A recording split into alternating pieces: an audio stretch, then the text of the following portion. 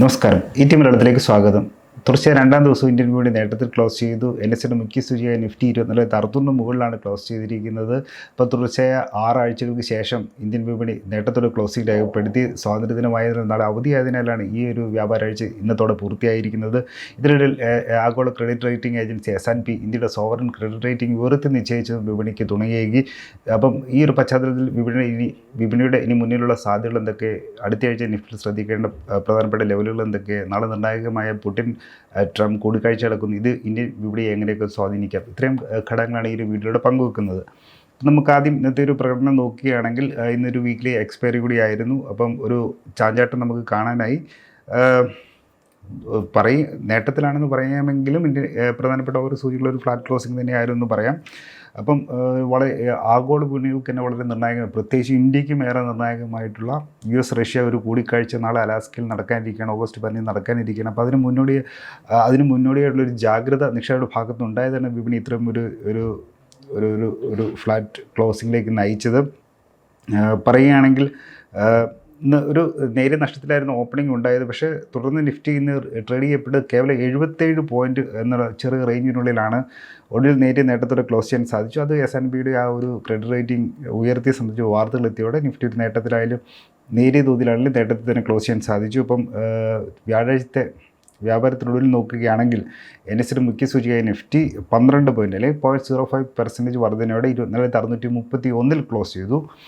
Sensex ആകട്ടെ 58 point അല്ലെങ്കിൽ 0.07% വർധനയോടെ 80,598 close ചെയ്തു.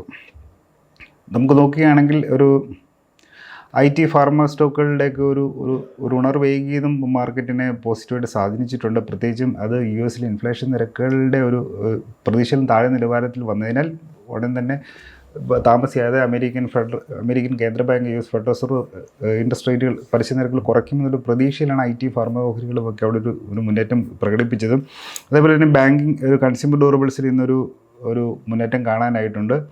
അതൊരു കൺസെപ്ഷനിലായിട്ട് ഒരു റിക്കവറി ഉണ്ടാകും എന്നുള്ളൊരു പ്രതീക്ഷയിലാണ് ബാങ്കിങ്ങും കൺസ്യൂമർ ഡ്യൂറബിൾസിൽ നിന്നൊരു മുന്നേറ്റം കാണാനായത്. ബാങ്ക് നിഫ്റ്റി നോക്കുകയാണെങ്കിൽ 161 പോയിൻറ്റ് വർധന അല്ലെങ്കിൽ 0.29%, 0.5%-ലേറെയുള്ള വർധനയോടെ 55,342 ക്ലോസിംഗ് രേഖപ്പെടുത്തി.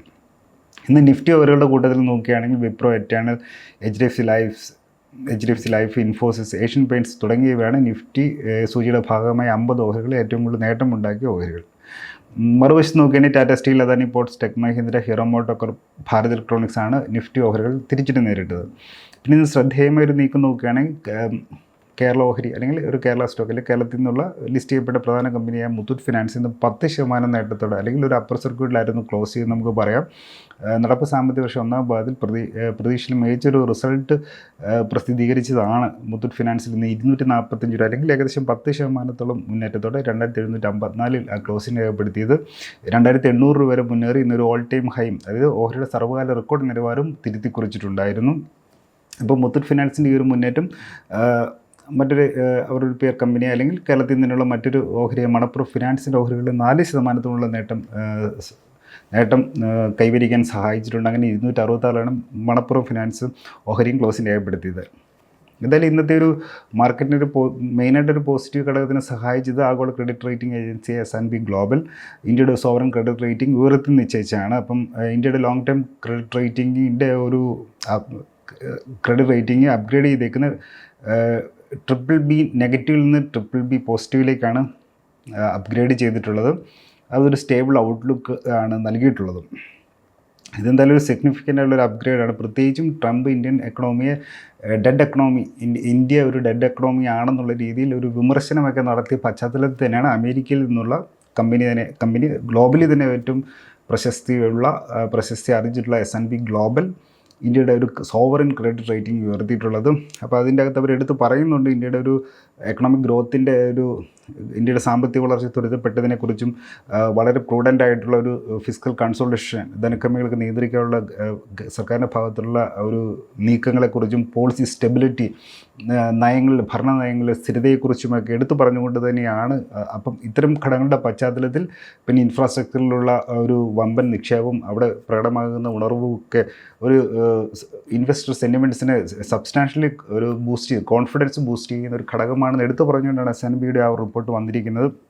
മാത്രവുമല്ല അടുത്ത 3 വർഷത്തേക്ക് S&Pയുടെ അടുത്ത 3 വർഷത്തേക്ക് ഇന്ത്യയുടെ റിയൽ GDP ഗ്രോത്ത് എന്ന് പറയുന്നത് 6.8%, ശരാശരി 6.8% വാർഷിക വളർച്ച GDP ഉണ്ടാകുമെന്നും S&Pയുടെ ഒരു പ്രൊജക്റ്റഡ് ഒരു നമ്പേഴ്സ് നമുക്ക് നൽകുന്നുണ്ട്. അപ്പോൾ ഇതെല്ലാം ഒരു ഇന്ത്യയുടെ ഒരു എക്കണോമിക് റെസിലിയൻസിനെ, സാമ്പത്തിക ശക്തിയുടെ ഒരു ആഴത്തിനെ സൂചിപ്പിക്കുന്ന ഘടകം തന്നെയാണ്. പ്രത്യേകിച്ച് ട്രംപ് അത്തരമൊരു ഇന്ത്യ ഒരു ഒരു സജീവമല്ലാത്ത നിർജ്ജീവമായ സമ്പദ്ഘടനയാണ്, അല്ലെങ്കിൽ ഡെഡ് എക്കണോമിയാണെന്ന് പറഞ്ഞിരിക്കുന്ന പശ്ചാത്തലത്തിൽ ഈ ഒരു വാർത്ത വന്നതിനും പ്രസക്തിയുണ്ട്. എന്തായാലും ഇത് ഇന്ത്യയുടെ നിക്ഷേപകർക്കും, അതായത് നമ്മുടെ മുന്നിൽ പലവിധ ആഗോള ഘടകങ്ങളിൽ ചാഞ്ചാട്ടം പ്രതീക്ഷിക്കുന്ന സമയത്തും അടുത്ത 3 വർഷത്തേക്ക് ഇന്ത്യ 6.8% ശരാശരിയിൽ വളർച്ച നേരിടുമെന്ന് പറഞ്ഞേക്കുന്നതിന് ഒരു പ്രസക്തിയുണ്ട്. പ്രത്യേകിച്ചും ഈ ഇന്ത്യക്കെതിരെ US അധിക ഇറക്കുമതി തീരുവകളൊക്കെ ചുമത്തിയിട്ടുള്ള ഭാഗത്ത് ഇന്ത്യൻ മാർക്കറ്റ് ഇപ്പോഴും പിടിച്ചിരിക്കുന്നതിൻ്റെ ഒരു പ്രധാനപ്പെട്ട ഘടകം GDP-യിൽ അത്ര വലിയൊരു സിഗ്നിഫിക്കൻ്റ് ആയിട്ട് ഇടിവ് ഉണ്ടാകത്തില്ല എന്നൊരു അല്ലെങ്കിൽ ഇടിവുണ്ടാകും എന്നുള്ള തരത്തിലുള്ള റിപ്പോർട്ടുകളൊന്നും വന്നിട്ടില്ല, അല്ലെങ്കിൽ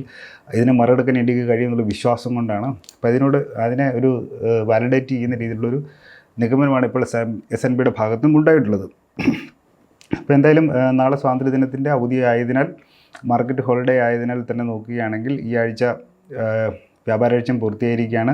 അപ്പോൾ ഈ ആഴ്ച ഈ ഒരു മാർക്കറ്റിൻ്റെ ഈ ഒരു വീക്ക്ലി അനാലിസിസ് നോക്കുകയാണെങ്കിൽ 6 വ്യാപാരാഴ്ചകൾ തുടർച്ചയായി നേരിട്ട തിരിച്ചടികൾക്ക് ശേഷമാണ് ഒരു വീക്ക്ലി ബേസിസിൽ ഒരു പോസിറ്റീവ് നോട്ടിൽ ഇന്ത്യൻ മാർക്കറ്റ് ക്ലോസ് ചെയ്തിരിക്കുന്നത്. നിഫ്റ്റി സെൻസെക്സ് 1% വർധന കരസ്ഥമാക്കിയിട്ടുണ്ട്. അതായത് കഴിഞ്ഞ ആഴ്ച നഷ്ടപ്പെട്ടതൊക്കെ ഈ ഒരാഴ്ച നിഫ്റ്റിക്ക് തിരിച്ചു പിടിക്കാൻ സാധിച്ചിട്ടുണ്ട് എന്ന് പറയാം. സമാനമായിട്ട് നോക്കുകയാണെങ്കിൽ മിഡ് ക്യാപ്പ് ഇൻഡെക്സിലും 1% നേട്ടം കരസ്ഥമാക്കിയിട്ടുണ്ട്. നിഫ്റ്റി ബാങ്കും ഒരു 0.5% നേട്ടം കരസ്ഥമാക്കിയിട്ടുണ്ട്. FMCG ഒഴികെ ബാക്കിയുള്ള എല്ലാ സെക്ടറൽ ഇൻഡീസസുകളും ഒരു നേട്ടം രേഖപ്പെടുത്തിയിട്ടുണ്ട്. ഫാർമയാണ് ഏറ്റവും കൂടുതൽ നേട്ടം രേഖപ്പെടുത്തിയിട്ടുള്ളതും. നിഫ്റ്റി സ്റ്റോക്കുകളിൽ നിഫ്റ്റിയുടെ ഭാഗമായ 50 ഓഹരികളും നോക്കുകയാണെങ്കിൽ നിയർലി 40 ഓഹരികൾ, അതായത് നിഫ്റ്റിയുടെ ഭാഗമായ 40 ഓഹരികളും ഒരു നേട്ടത്തോടെയാണ് ഈ ഒരാഴ്ച ക്ലോസ് ചെയ്തിട്ടുള്ളത് നമുക്ക് കാണാം. അപ്പോളോ ഹോസ്പിറ്റൽ, സെറ്റാനിൽ, സിപ്ലയൊക്കെയാണ് ഏറ്റവും കൂടുതൽ നേട്ടം ഉണ്ടാക്കിയതായിട്ടും കാണാം. അപ്പോൾ ഇന്നത്തെ ഒരു ബ്രോഡർ മാർക്കറ്റിൻ്റെ ഒരു പ്രകടനം നോക്കുകയാണെങ്കിൽ NSEയിൽ നിന്ന് 3046 ഓഹരികളാണ് ട്രേഡ് ചെയ്യപ്പെട്ടത്. ഇതിൽ നേട്ടത്തോടെ ക്ലോസ് ചെയ്തത് 1153 ഓഹരികളാണ്. നഷ്ടം രേഖപ്പെടുത്തിയത് 1786 ഓഹരികളാണ്. മാറ്റമില്ലാത്തത് 107 ഓഹരികൾ മാറ്റം രേഖപ്പെടുത്തിയിട്ടില്ല. അതായത് ഒരു മാർക്കറ്റ് ബ്രെത്ത് ഒരു നെഗറ്റീവ് ആയിരുന്നു, അല്ലെങ്കിൽ അഡ്വാൻസ് ഡിക്ലറേഷൻ നോക്കുമ്പോൾ 1 താഴെയാണ്. അതൊരു ബയേഴ്സിന് ഫേവറബിൾ ആയിട്ടുള്ളതാണ്. അല്ലെങ്കിൽ ലാർജ് ക്യാപ്പ് ഓഹരികളുടെ മുന്നേറ്റം മിഡ് ക്യാപ്പ് സ്മോൾ ക്യാപ്പ് സ്പേസിലേക്ക് എത്തിയിട്ടില്ല എന്ന് നമുക്ക് മനസ്സിലാക്കാം. ഇനി NSEയുടെ ബ്രോഡർ മാർക്കറ്റ് ഇൻഡീസസ് നോക്കുകയാണെങ്കിൽ നിഫ്റ്റി 100, നിഫ്റ്റി 200, നിഫ്റ്റി 500 ഇവ നോക്കുകയാണെങ്കിൽ നിഫ്റ്റി 100 ആണ് നേരിയ നേട്ടം രേഖപ്പെടുത്തിയിരിക്കുന്നത്. അപ്പോൾ നിഫ്റ്റി 200, നിഫ്റ്റി 500 സൂചികൾ നേരിയ നഷ്ടത്തോടെയാണ് ക്ലോസ് ചെയ്തിരിക്കുന്നത്. നിഫ്റ്റി മിഡ് ക്യാപ്പ് 100 സൂചികയാകട്ടെ ഒരു 0.31%, അല്ലെങ്കിൽ 0.25%-ലേറെയുള്ള നഷ്ടം രേഖപ്പെടുത്തിയിട്ടുണ്ട്.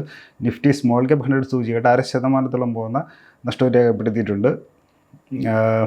മാർക്കറ്റിൽ വോൾട്ടിലിറ്റിനെ സൂചിപ്പിക്കുന്ന ഇന്ത്യ വിക്സ് ആകട്ടെ 1.77% ഉയർന്ന് 12.36 ക്ലോസ് ചെയ്തിട്ടുണ്ട്.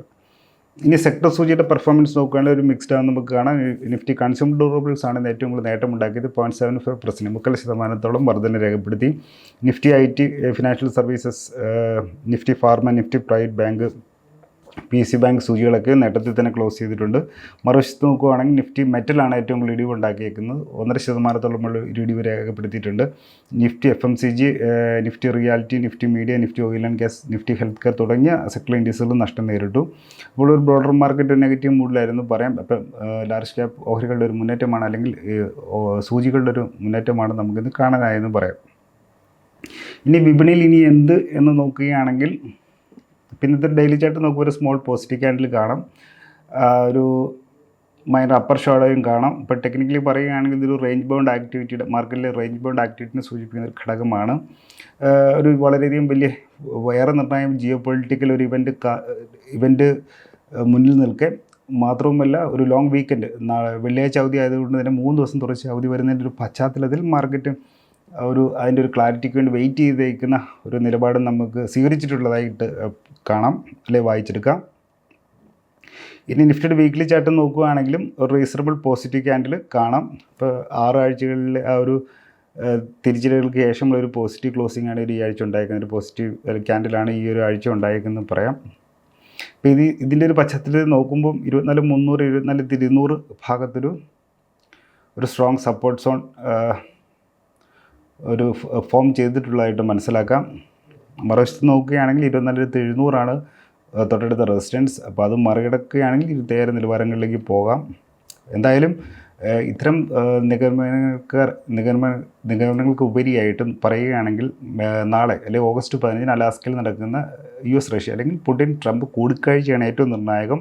ഈ കൂടിക്കാഴ്ച ഫലവത്തായില്ലെങ്കിൽ അത് ഇന്ത്യൻ വിപണിയെ നെഗറ്റീവായിട്ട് ബാധിക്കുന്ന ഒരുപാട് ഘടകങ്ങളുണ്ട്. ഇപ്പം ചിലപ്പം വീണ്ടും നമുക്കെതിരെയുള്ള താരിഫ് ചുമത്തിയേക്കുമെന്ന് ട്രഷറി സെക്രട്ടറി സ്കോട്ട് ബെസൻ്റ് ഒക്കെ കഴിഞ്ഞ ദിവസം ബ്ലൂംബർഗ് ടിവിക്ക് നൽകിയിട്ടുള്ള ഒരു ഇൻ്റർവ്യൂവിൽ പറഞ്ഞിട്ടുണ്ടായിരുന്നു. അപ്പം യുഎസും റഷ്യയും തമ്മിലുള്ള കൂടിക്കാഴ്ച അലാസ്കയിൽ വെച്ച് നടക്കുന്ന കൂടിക്കാഴ്ച, അത് യുക്രൈൻ യുദ്ധവുമായി ബന്ധപ്പെട്ട് നടക്കുന്ന അതിൻ്റെ ഒരു സമാധാന ചർച്ചകൾക്ക് നടക്കുന്ന ആ ഒരു കൂടിക്കാഴ്ചയിൽ പോസിറ്റീവായിട്ടുള്ളൊരു റിസൾട്ട് ഉണ്ടായില്ലെങ്കിൽ ഇന്ത്യക്കെതിരെ ഒരു സെക്കൻഡറി ആയിട്ടുള്ള ഒരു താരിഫ് ചുമത്തിയേക്കാമെന്ന് സ്കോട്ട് ബെസൻ ട്രഷറി സെക്രട്ടറി സൂചിപ്പിച്ചിട്ടുണ്ട്. ചിലപ്പോൾ ഒരു പക്ഷേ സാങ്ഷൻസും അദ്ദേഹം പറഞ്ഞിട്ടുണ്ട്. അത് അല്ലെങ്കിൽ ഒരു ഉപരോധമോ അല്ലെങ്കിൽ അധിക തീരുവയോ ചുമത്തിയേക്കാമെന്നുള്ളൊരു കാര്യമാണ് അദ്ദേഹം സൂചിപ്പിച്ചിട്ടുള്ളത്. അപ്പോൾ അതുകൊണ്ട് തന്നെ നാളത്തെ ഒരു കൂടിക്കാഴ്ചയുടെ ഫലം ഇന്ത്യൻ മാർക്കറ്റിന് നിർണായകമാണ്. അപ്പം നിലവിൽ ഇപ്പോൾ ഈ മാസം ആദ്യം 25% ഇന്ത്യൻ ഉൽപ്പന്നങ്ങൾക്ക് യു എസിലേക്ക് ഇറക്കുമതി ചെയ്യുന്ന ഇന്ത്യൻ ഉൽപ്പന്നങ്ങൾക്ക് 20% തീരുവയാണ് റെസിപ്രോക്കൽ താരിഫിനത്തിൽ ചുമത്തിയതെങ്കിൽ ഇന്ത്യ ഉക്രൈനെതിരായ യുദ്ധത്തിൽ റഷ്യ സഹായിക്കുന്ന നിലപാടെന്നുള്ളൊരു പശ്ചാത്തലത്തിൽ റഷ്യൻ എനർജി വാങ്ങുന്നുള്ള ഒരു പേരും പറഞ്ഞാണ് 20% അധിക നികുതി ചുമത്തിയേക്കുന്നത്. അങ്ങനെയാണ് നമുക്ക് 50% വന്നേക്കുന്നത്. ഇപ്പോൾ യു എസ് ചുമത്തിയിട്ടുള്ള ഈ ഒരു അമേരിക്കയിലേക്കുള്ള ഇറക്കുമതി തീരുവയിൽ ഏറ്റവും ഉയർന്ന നികുതി നിരക്ക് ഇപ്പം ഉള്ളത് ഇന്ത്യക്കും ബ്രസീലിനും ഏഷ്യൻ രാജ്യങ്ങൾ ഇന്ത്യക്കാണെന്നും പറയാം. ഇന്ത്യയുടെ കോമ്പീറ്ററായിട്ടുള്ള രാജ്യങ്ങൾക്കൊക്കെ ഇതിൻ്റെ താഴെയാണെന്നൊരു പശ്ചാത്തലവുമുണ്ട്. അപ്പോൾ എന്തായാലും നാളത്തെ അല്ലെങ്കിൽ ഓഗസ്റ്റ് 15 നടക്കുന്ന അലാസ്കയിൽ വെച്ച് നടക്കുന്ന റഷ്യ കൂടിക്കാഴ്ച വിപണിക്ക് നിർണായകമാണ്. അപ്പോൾ അതിൻ്റെ റിസൾട്ടിനെ ബേസ് ചെയ്തിട്ടുള്ളൊരു ഇമ്പാക്റ്റ് ആയിരിക്കും മൺഡേ ഉണ്ടാവുക. അപ്പോൾ പക്ഷേ ഇതിനിടയിൽ നമുക്കിപ്പോൾ സൂചിപ്പിക്കുകയാണെങ്കിൽ ഒരു ബൗൺസ് ഉണ്ടായിട്ടും അതിൻ്റെ അതൊരു ഇപ്പോഴത്തെ ഒരു കൺസോൾട്ടേഷൻ സജസ്റ്റ് ചെയ്യുന്നത്, അല്ലെങ്കിൽ ഇപ്പോഴത്തെ ഒരു കൺസോൾട്ടേഷൻ ആ ഒരു മാർക്കറ്റിൻ്റെ മൂവ്മെൻറ്റ് സൂചിപ്പിക്കുന്ന വേറെ അർത്ഥം വേണം നമുക്ക് എടുക്കാം. അതായത് ഈ നെഗറ്റീവ് ന്യൂസുകളൊക്കെ ഒരു പരിധിവരെ മാർക്കറ്റ് ഡൈജസ്റ്റ് ചെയ്തിട്ടുണ്ട്, അല്ലെങ്കിൽ പ്രൈസിൻ ആകുന്ന ഒരു ലക്ഷണങ്ങളൊക്കെ കാണിക്കുന്നുണ്ട്. അപ്പം ഒരു പോസിറ്റീവ് ഒരു വാർത്ത ചെറുതായിട്ടെങ്കിലും വന്നാൽ പോലും റിക്കവറിക്കുള്ളൊരു സാധ്യത മുന്നിലുണ്ടെന്നുള്ളത് കൂടെ നമുക്ക് മനസ്സിലാക്കിയിരിക്കണം. പ്രത്യേകിച്ചും ഹെവി വെയ്റ്റ്സ് സ്റ്റോക്കുകളൊക്കെ ചിലയിടത്തൊക്കെ ഒരു ഓവർസോൾഡ് പൊസിഷൻ ഉള്ളതും ആ ഒരു കവറിങ് ഒക്കെ വരികയാണെങ്കിൽ അതിലൊരു പോസിബിലിറ്റി ഉണ്ട്. അപ്പോൾ അത് റിക്കവറിക്കുള്ളൊരു പോസിബിലിറ്റി വർദ്ധിപ്പിക്കുന്ന ഘടകങ്ങളാണ് അതൊക്കെ ഒരു ഓവർസോൾഡ് പൊസിഷൻസിലുള്ളത്. മിക്ക സെക്ടറുകളിലും നമുക്ക് നോക്കുമ്പോൾ ആ ഒരു ഇത് കാണാം. അപ്പോൾ അങ്ങനെയാണെങ്കിൽ 24,800 ആ ഒരു പശ്ചാത്തലത്തിൽ മറികടക്കാൻ സാധിക്കുകയാണെങ്കിലാണ് മാർക്കറ്റിൽ ഇപ്പോഴത്തെ നെഗറ്റിവിറ്റി മാറിയെന്നൊക്കെ പറയാൻ കഴിയുക. അങ്ങനെ ഉണ്ടെങ്കിൽ ആ ഒരു 24,800 അങ്ങനെ മറികടക്കാൻ കഴിയുന്നില്ലെങ്കിൽ ഒരു കൺസോൾട്ടേഷൻ തുടരുമെന്നാണ് നമുക്ക് ഇതിൽ നിന്ന് മനസ്സിലാക്കാൻ കഴിയുന്നത്. എന്നിരുന്നാലും യു എസും റഷ്യയും തമ്മിലുള്ള നിർണായക കൂടിക്കാഴ്ചയുടെ ഔട്ട്കം വരേണ്ടതുണ്ട്. അതിൻ്റെ ആ വാർത്ത പോസിറ്റീവാണെങ്കിൽ ഇന്ത്യക്കും പോസിറ്റീവായിരിക്കും, അല്ലെങ്കിൽ ആ കൂടിക്കാഴ്ച ഫലവത്തായിട്ടുണ്ടെങ്കിൽ യുദ്ധം അവസാനിപ്പിക്കുന്ന പോലത്തെ നടപടികളിലേക്ക് നീങ്ങുകയാണെങ്കിൽ ഇന്ത്യക്കും ഗുണകരമാണ്. മറിച്ചായാലത് നമ്മളെ സംബന്ധിച്ച് ഒരു തിരിച്ചിട്ടുണ്ടാക്കുന്ന ഘടകമാണ്. എന്തായാലും നമുക്ക് എൻ്റെ ഒരു ഔട്ട്കം വന്നതിന് ശേഷം നമുക്ക് വീണ്ടും കണ്ടുമുട്ടാം. ഞാനൊരു സെബി രജിസ്ട്രേഡ് അനലിസ്റ്റ് ഒന്നുമില്ല, മാർക്കറ്റുമായി ബന്ധപ്പെട്ട കാര്യങ്ങൾ ഒരു അക്കാഡമിക് പർപ്പസിൽ ഷെയർ ചെയ്യുന്നു മാത്രം. അപ്പോൾ ഏവർക്കും സ്വാതന്ത്ര്യദിന ആശംസകൾ നേരുന്നു. മികച്ചൊരു വീക്കെൻഡ് ആകട്ടെ എന്ന് ആശംസിക്കുന്നു. വീണ്ടും കണ്ടുമുട്ടാം. നന്ദി, നമസ്കാരം.